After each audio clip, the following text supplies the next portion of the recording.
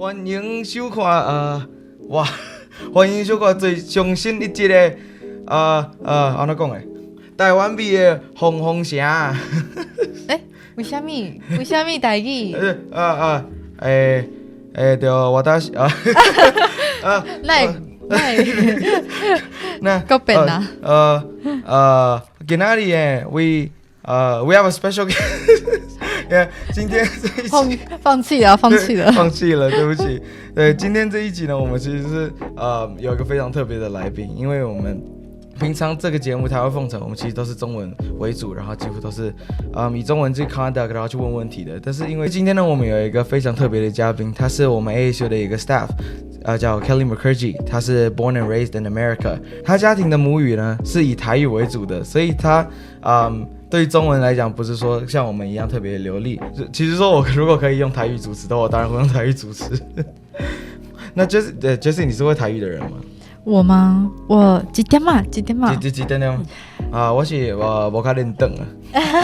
练凳。我练凳。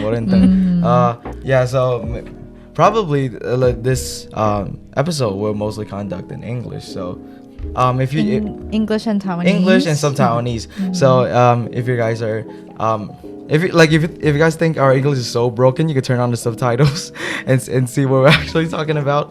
Yeah. So now let's welcome our guest for today, Kelly Mukherjee. Hi, welcome. Thank you for having me. Okay, so can you briefly introduce yourself to the audience and what's your background and where you're working with in ASU? Sure. Hi everyone, my name is Kelly Mukherjee. 中文名钟凯丽。我伫美国生。妈妈是台北人，爸爸是台南人。咱敢若讲台湾话伫厝诶。Let's see. I've been at ASU for 9 years now. And excited to be here. My background is in engineering and just excited to be with ASU students. And now that TSMC is here, more Taiwanese are coming to Arizona, which is really, really exciting. So can't wait to have this conversation with you in both English and Taiwanese today.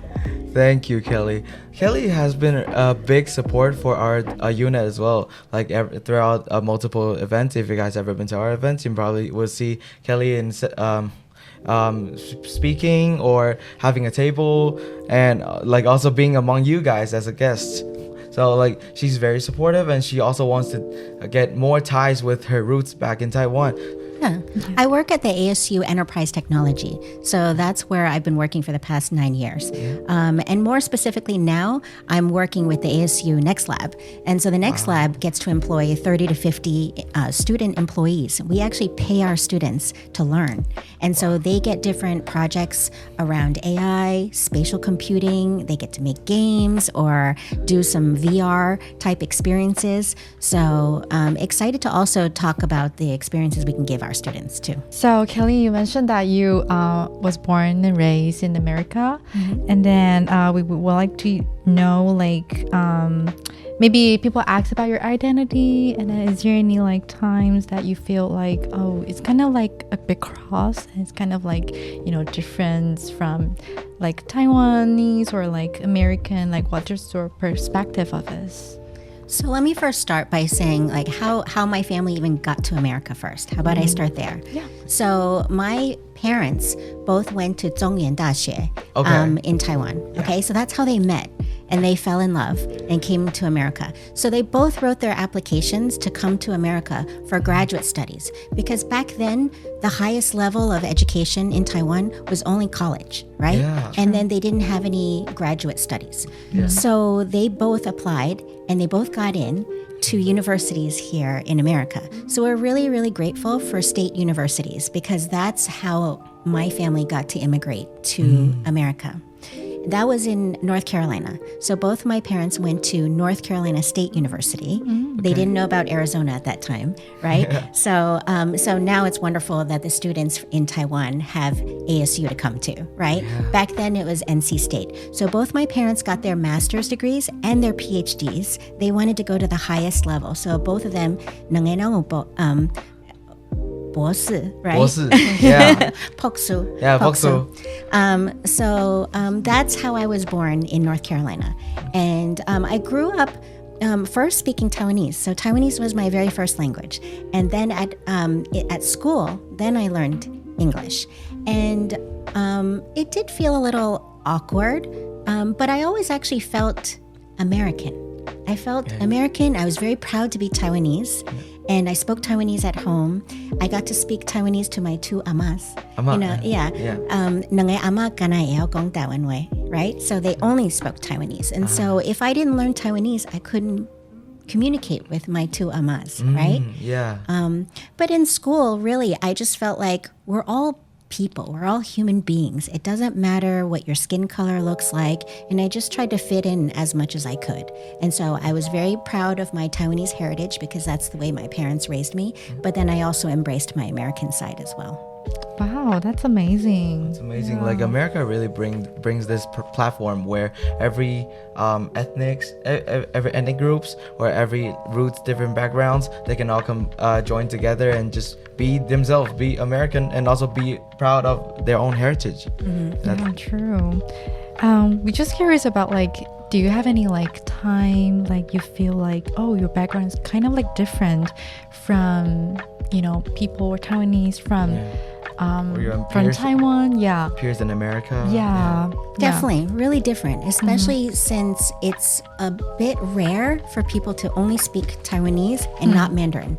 So sometimes I didn't quite fit in with the Chinese community, right? Because they're like, well, you don't speak Mandarin, right? So what are you, right? You speak English, but you can speak Taiwanese, but I don't speak Taiwanese. So it's been a little awkward sometimes to just know where I belong and how to fit in. But I have to tell you, I give a lot of credit to ISSC, the International Students and Scholars Center. Both of you and your organization, your leadership, have given me a place of belonging. Wow. Because for decades, right? I've been in existence for decades. Yeah. So for decades, I always wondered, when would my Taiwanese skills ever be utilized? Would it ever be useful here in America? Right? Yeah. But with the influx of Taiwanese coming from Taiwan to Arizona, I go, maybe this is why I was placed on this earth. Maybe this is why I came to Arizona. Maybe this is why, because the timing right now is perfect, right? Maybe it's all destined. Maybe it's destiny. So now I can actually use my Taiwanese.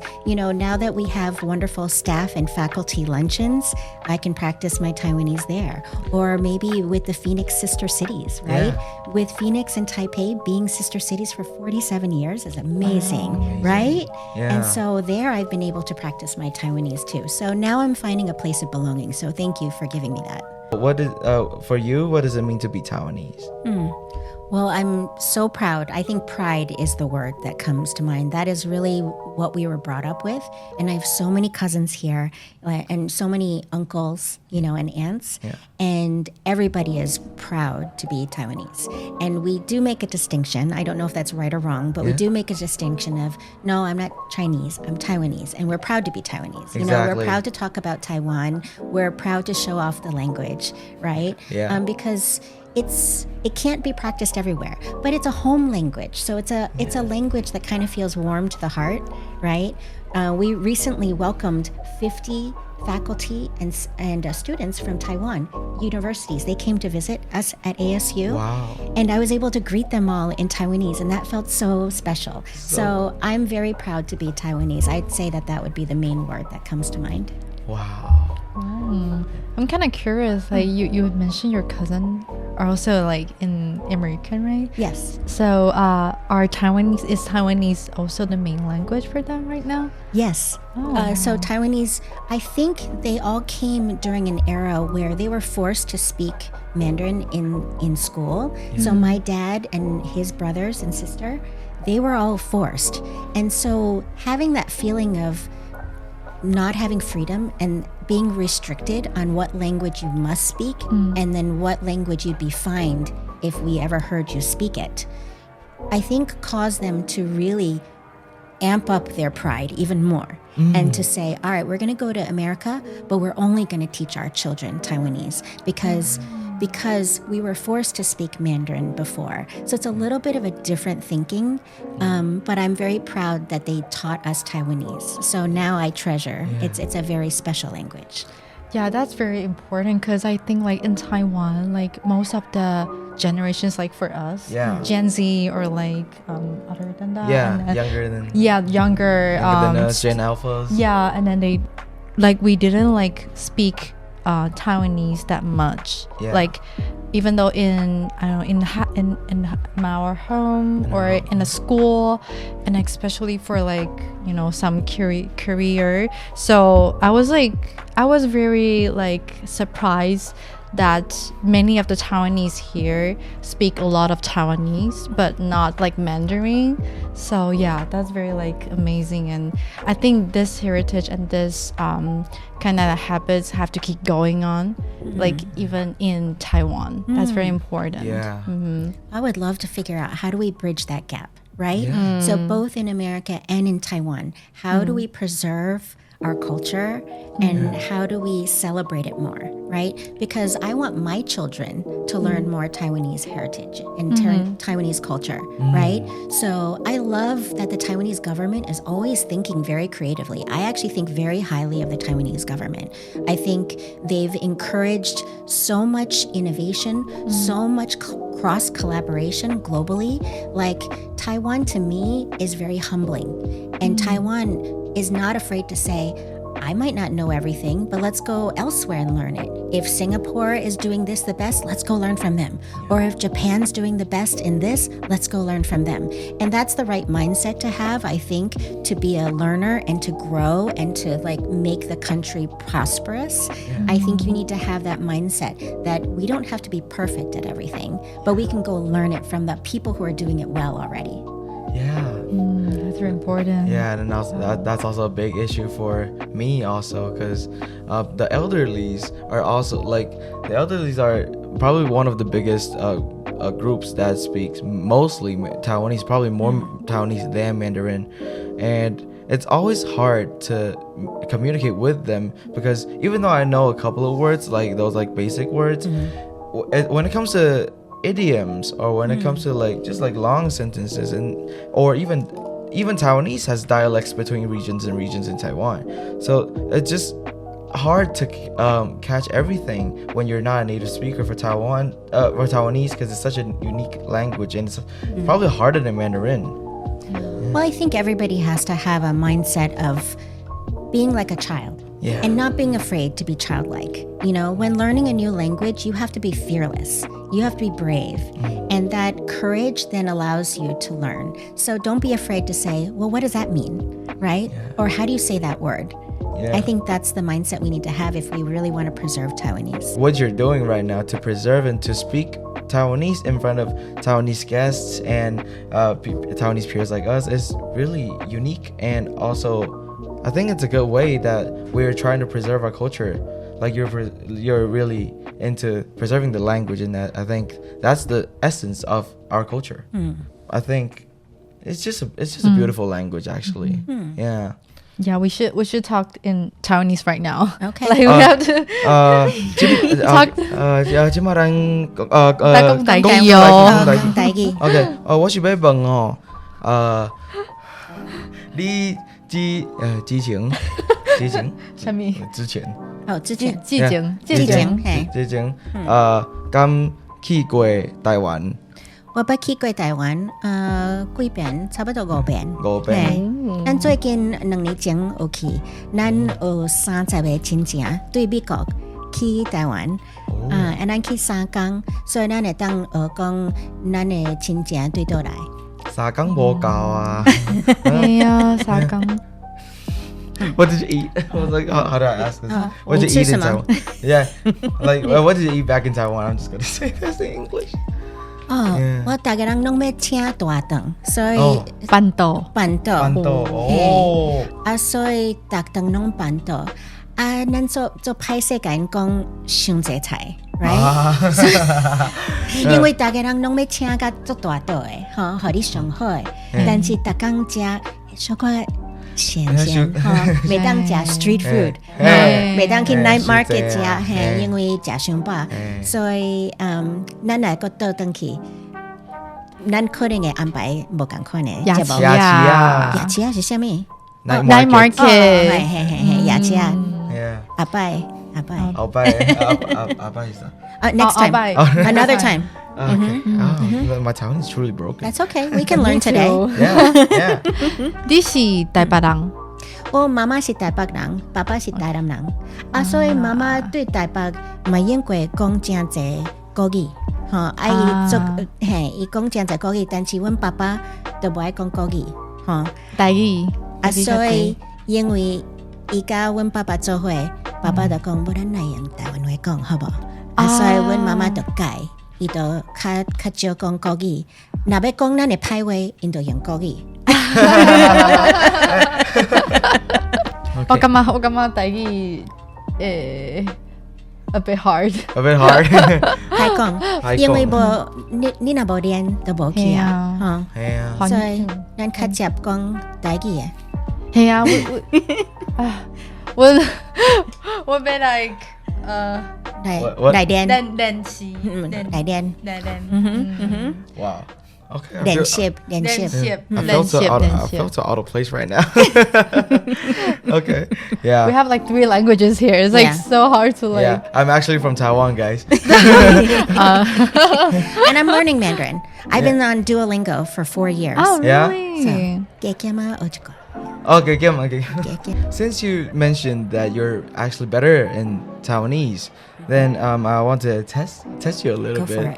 Yeah, so we prepared 3 questions, and we're trying to keep it playful. It's not like an exam, but like we're also because like me also these like I could prepare these questions before preparation. I didn't know any of these, so we're also learning together. Oh, I can't wait.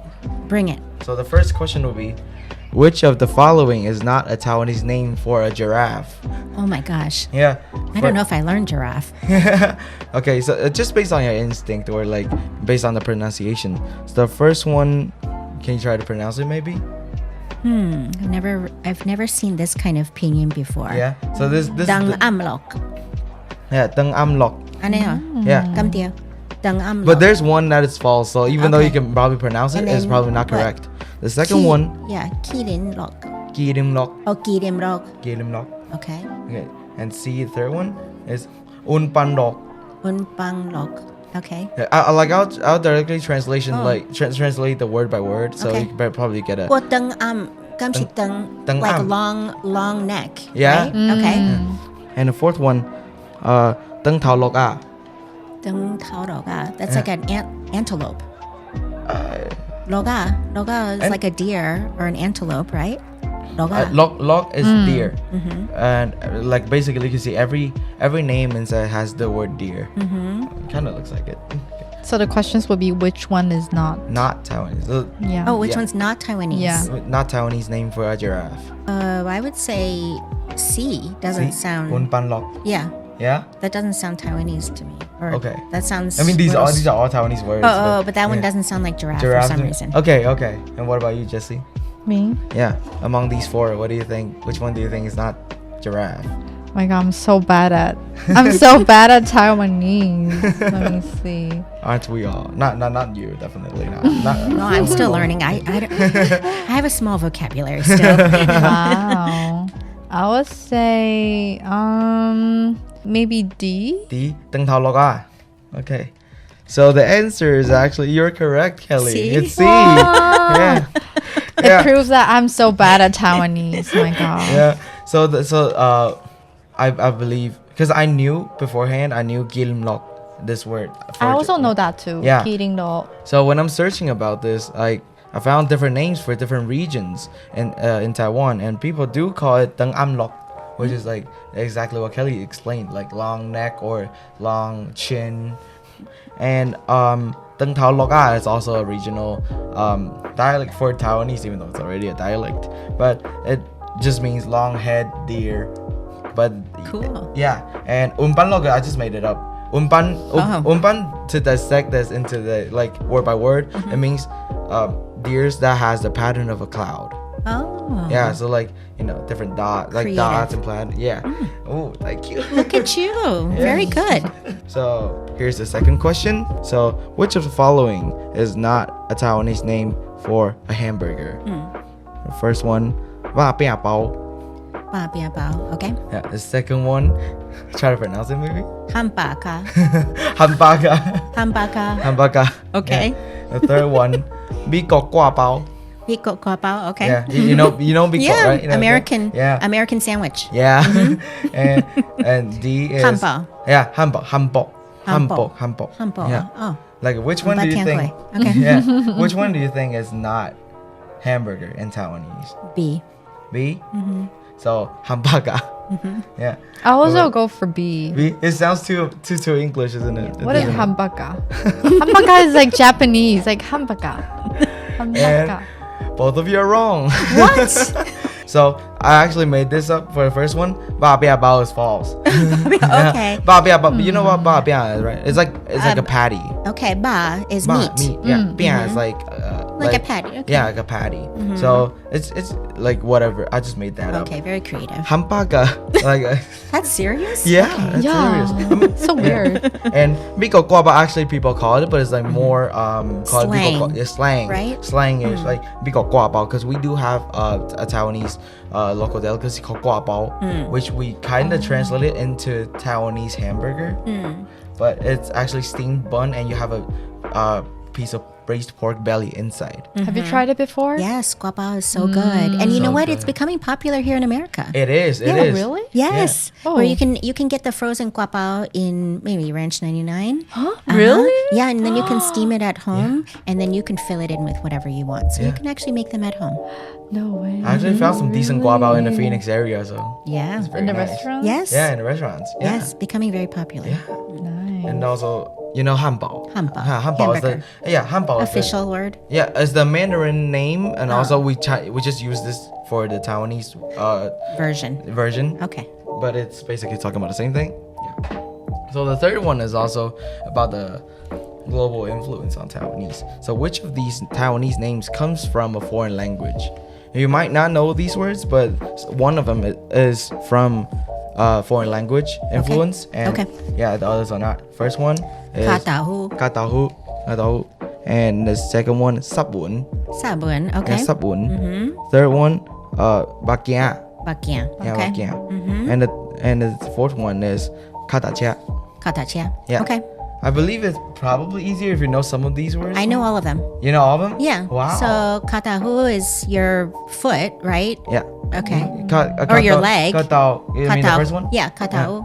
It's Isn't it your knee. Yeah, okay. Yeah, it's Katao is your knee. It's All right. Yeah. Sabun is soap. Yeah. All right.